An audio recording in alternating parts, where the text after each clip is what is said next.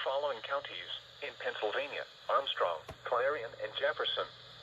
The National Weather Service in Pittsburgh has issued a severe thunderstorm warning for western Jefferson County in west central Pennsylvania, east central Armstrong County in west central Pennsylvania, southeastern Clarion County in west central Pennsylvania, until 8:15 a.m.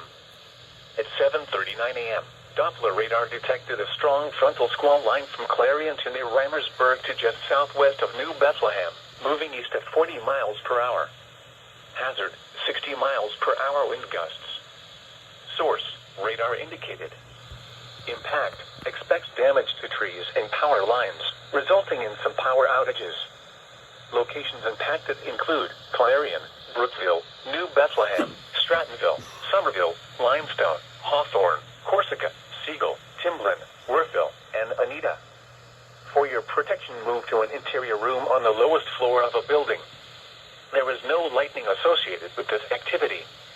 Do not wait for the sound of thunder in anticipation of these strong to damaging wind gusts.